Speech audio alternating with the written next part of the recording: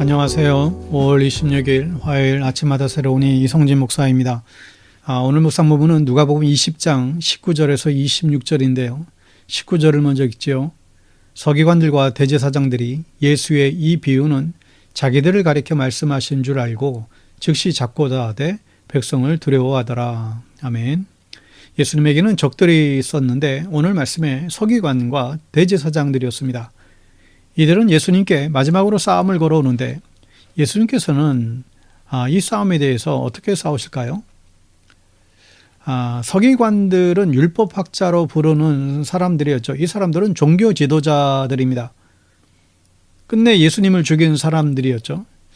여러분, 어느 종교나 할 것 없이 살인을 정당화하는 종교는 가짜입니다. 19절에 보았듯이 율법학자들과 대제사장들은 예수가 자기네들을 겨냥하여 이 비유를 말씀하신 줄 알았다. 그래서 그들은 바로 그때에 예수님께 손을 대어 잡으려고 하였으나 백성을 두려워하였다.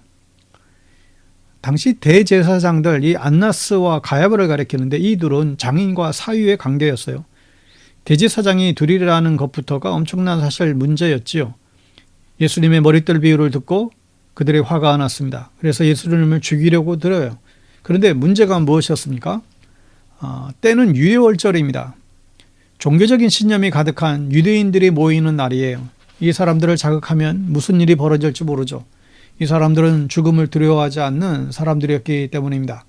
심지어 로마 군인들도 유월절에 유대인들이 몰려오면 특별 경계 근무를 서곤했습니다. 그런데 참 웃은 이야기는 율법학자와 대제사장들이 하나님을 두려워하지 않고 오히려 백성들을 두려워했다는 사실입니다. 하나님이 두려우면 사람을 잡아서 죽일 수가 없겠죠. 여러분, 우리는 무엇인가를 두려워하며 삽니다. 두려움이 없는 사람은 사실 없겠죠. 그런데 이 두려움의 대상을 바르게 정하셔야만 합니다.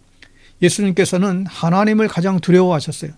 그리고 다른 것은 무서워하지 않으셨습니다. 반대로 이 율법학자와 대제사장들은 하나님은 전혀 안 두렵고 백성들, 사람들을 무서워했다는 거예요.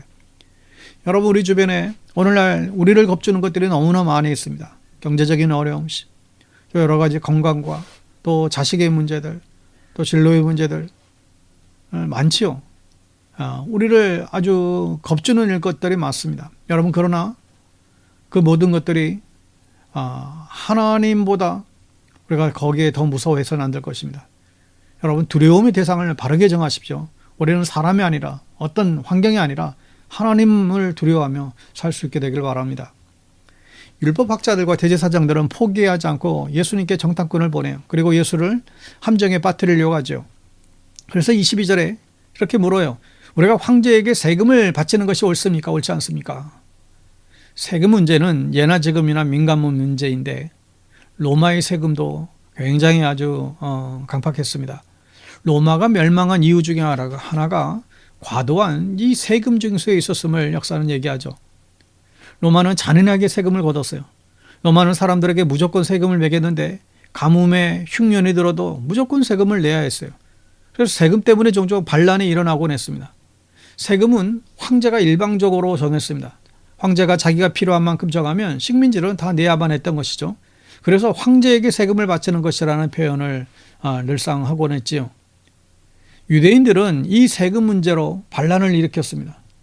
로마인들은 유대인 세리를 통해서 세금을 거뒀고 세리들은 아주 착취로 불만이 아주 높았죠. 그래서 끝내 폭동을 일으켰고 AD 70년에 예루살렘이 함락되고 맙니다. 이 시작도 사실은 세금 때문이었습니다. 대제사장들은 이 까다로운 문제였던 세금 문제를 통해서 예수님을 함정에 빠뜨리고 또 로마인들을 통해서 예수님을 제거하려고 했죠. 24절에 보면 데나리온 한 입을 나에게 보이다요. 이 돈에 누구의 얼굴상과 글자가 새겨져 있느냐? 그들이 대답하기를 황제의 것입니다.